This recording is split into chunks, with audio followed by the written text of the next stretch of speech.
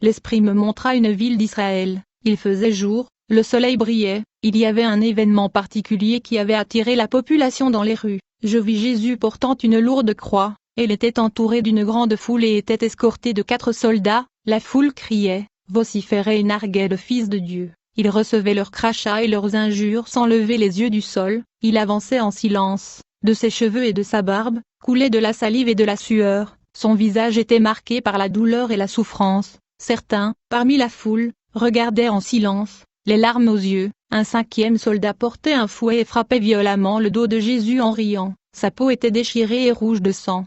La transpiration, la poussière et les crachats se mêlaient à ce sang. Son épaule était meurtrie, tant cette croix était pesante et rugueuse. Des larmes coulaient sur son visage, elles étaient mêlées du sang qui descendait de ses cheveux. Je vis ce sang rentrer dans ses yeux et l'aveugler, ses yeux le brûlaient, il portait une couronne d'épines sèches, je les vis rentrer profondément et sortir de sa chair à chacun de ses mouvements, des mouches volaient autour de lui et se posaient sur ses blessures, il faisait une chaleur insoutenable. Ce spectacle était insoutenable. Insoutenable. Jésus était environné de gens qui le pressaient, je vis de même des chiens mêlés à la foule, les soldats avaient du mal à retenir la foule et le protéger comme ils le pouvaient, j'eus l'impression que sans cette protection, mon sauveur aurait été lynché. Ils arrivèrent sur une colline, la croix fut fixée au sol, je vis les soldats attacher à l'aide de cordes les mains du Seigneur à la croix, puis les clouer, les clous étaient en acier et très larges. Du sang sortit de ses mains, les coups de marteau du soldat étaient francs et brutaux, le visage de Jésus reflétait une souffrance immense mais aussi une tristesse immense, mon cœur fut déchiré de le voir ainsi souffrir. Il fut fixé sur cette croix rugueuse, le spectacle était déchirant. Jésus était très affaibli mais luttait pour garder une position droite, il souffrait énormément. Le peuple était autour de la croix, il y avait un grand tumulte, il crachait, riait et le pointait du doigt, certains avaient des outres de vin dans les mains et, en proposaient à Jésus en riant. Je pus entendre des jurons, des blasphèmes dans tout ce brouhaha, sa nudité fut mise à jour, je regardai son visage et pus déceler qu'il commençait à faiblir et à perdre connaissance, je tournai les yeux vers le ciel, les nuages avaient couvert le soleil, comme avant un orage. Le peuple n'y avait même pas fait attention, tellement il était occupé à injurier, à tourmenter le Seigneur. Je vis même des hommes envoyer des pièces aux soldats afin qu'ils puissent déchirer sa chair et le faire souffrir. Leurs visages étaient non des visages d'hommes mais de possédés. La méchanceté se lisait sur leurs traits, je regardais Jésus, ses pieds ne pouvaient plus le porter, il ne pouvait plus soutenir son corps, d'un seul coup, son corps s'affaissa vers le bas. Il avait de plus en plus de mal à respirer. Il cherchait à prendre plus d'air de sa bouche en l'ouvrant plus encore. Il souffrait. Il cherchait à retenir la vie dans son corps, il prononça ces mots, « Ah! Je me donne. Je me donne pour ce peuple. Mon Père. Je suis environné de la puissance des ténèbres. Il n'y a que ténèbres. Il n'y a que ténèbres sur la terre. Ce peuple pour qui je me donne. » Il avait de plus en plus de mal à lutter, la vie s'en allait peu à peu de son corps, son esprit s'en allait de ce corps, peu à peu. Peu à peu. Il semblait sans vie, je vis un soldat rentrer sa lance profondément dans ses côtes, ce peuple était sous la direction de l'esprit de l'ennemi, devant lui, je vis le temple de Jérusalem, l'ange de l'Éternel s'y tenait, entre le lieu saint et le lieu très saint. Il était debout rempli de force et de puissance. C'est le seul ange que je vis, dans sa main, il tenait une épée scintillante, le soleil s'obscurcit, mais la foule n'y prenait point garde, ils n'y firent même pas attention. Tant ils étaient dirigés par Satan, tant la rage était dans leur cœur pour injurier, cracher sur le Fils de Dieu. Ensuite je vis Satan pénétrer dans le saint temple de Dieu, il voulait s'opposer à cet ange qui représentait la présence de Dieu dans ce lieu, et qui avait pour mission de déchirer l'épais voile séparant le lieu saint du lieu très saint. Satan avait sa face remplie d'un sentiment de victoire, il exultait. Il s'opposa à l'ange de l'Éternel, le combat entre les deux était terrible, Satan n'avait jamais le dessus. L'Éternel fit descendre son esprit dans le temple de Dieu. Satan fut repoussé hors du temple par l'ange de l'Éternel, je vis l'esprit de Jésus s'en aller de son corps, il eut une forte secousse à ce moment, tout son corps se raidit puis retomba sans vie, pendu par les bras, il mourut, ce spectacle était affreux. Un corps sans vie, nu, souillé, pendant à un bois comme un trophée macabre.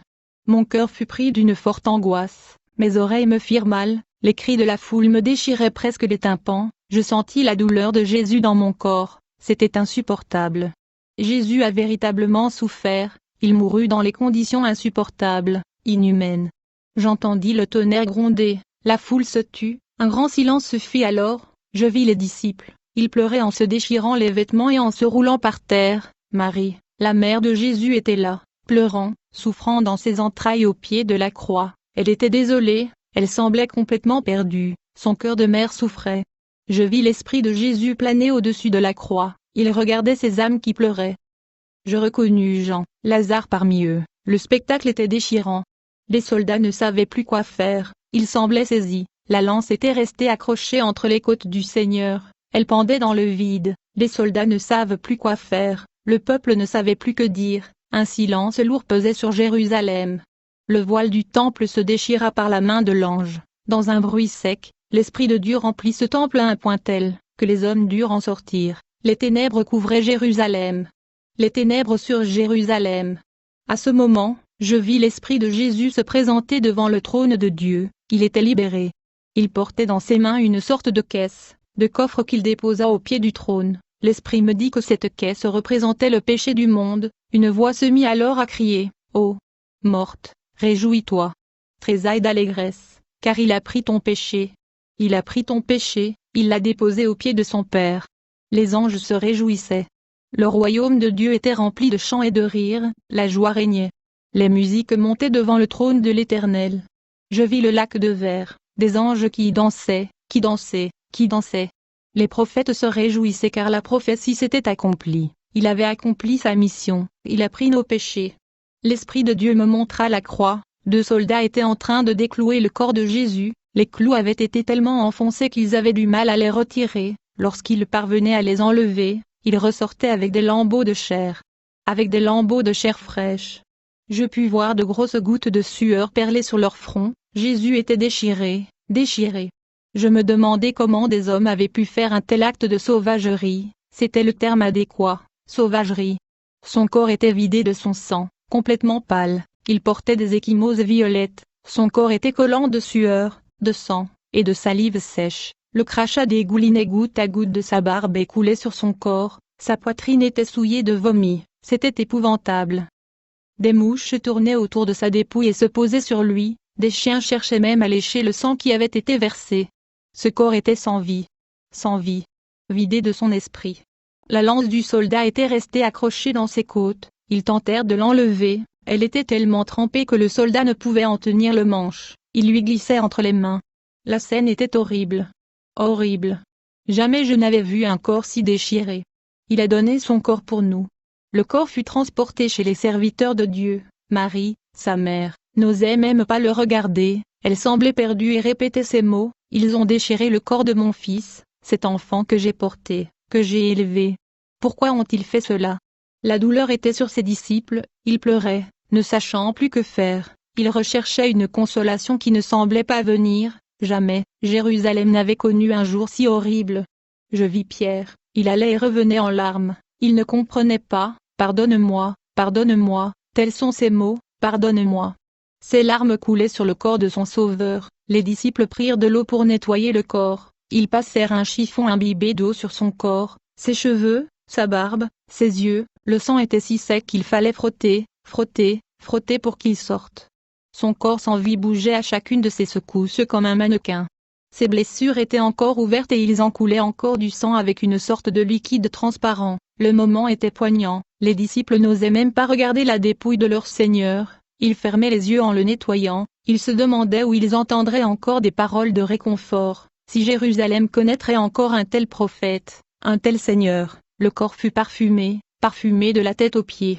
Des essences précieuses furent répandues sur ce corps, le parfum embaumait la maison, les disciples enveloppèrent le cadavre du Fils de Dieu d'un linge blanc, ils le portèrent et le transportèrent dans un sépulcre, le jour était en train de tomber, le corps fut déposé au milieu de ce sépulcre, son entrée fut bouchée d'une pierre, les disciples repartirent pensifs, je les vis repartir de dos, l'Esprit me montra ensuite ce qui se passait dans le sépulcre, il faisait noir, je ne distinguais rien, tout à coup, il fut rempli d'une lumière blanche. La lumière de Dieu éclairait l'intérieur du sépulcre. Cette scène était merveilleuse et glorieuse. Des anges de Dieu se tenaient à côté de la dépouille, ils étaient calmes et discutaient entre eux, ils semblaient attendre quelque chose, plus un bruit ne se fit entendre, pas même le bruit d'un oiseau. L'Esprit de Dieu descendit, peu à peu, il descendit sur le corps. Comme un manteau, il descendit, peu à peu. Nous étions le 3e jour, l'Esprit de Dieu remplissait le corps du Fils de Dieu. L'Esprit rentra dans ce corps. C'était quelque chose de glorieux, le corps glorifié était recouvert de la lumière puissante du Saint-Esprit. J'étais le témoin de la résurrection de Jésus. Glorieux. Le sépulcre tremblait de toutes parts, la gloire de l'Éternel était rentrée dans ce sépulcre. Il y avait 2 soldats en faction devant l'énorme rocher qui rendait clos le sépulcre, ils ne savaient plus que faire, ils ne comprenaient rien de ce qui se passait, la terre tremblait, leurs visages étaient remplis de crainte. L'ange de Dieu, celui qui avait déchiré le voile du temple, dirigea son épée contre la pierre du sépulcre, elle trembla et fut brisée. Jésus sortit du sépulcre en avançant d'un pas calme, il était habillé d'une robe blanc écarlate qui était plus blanche que blanc, je vis ses blessures, elles étaient noircies et cicatrisées, son visage était rempli de grâce et de paix, il ne reflétait aucune rancune ni esprit de vengeance, simplement un profond amour, il était glorieux. Complètement revêtu du Saint-Esprit, il était resplendissant. Ressuscité. Il est ressuscité. Revêtu de l'Esprit de Dieu. Je vis mon Seigneur, mon amour, ressuscité et glorifié. Alléluia pour l'éternité. Infinie grâce de Dieu envers tous les hommes, Jésus-Christ est mort pour nos péchés et ressuscité pour la gloire éternelle. Crois en lui, tu auras la vie éternelle. Moi je suis la résurrection et la vie, celui qui croit en moi encore qu'il soit mort, vivra et quiconque vit et croit en moi ne mourra point, à jamais.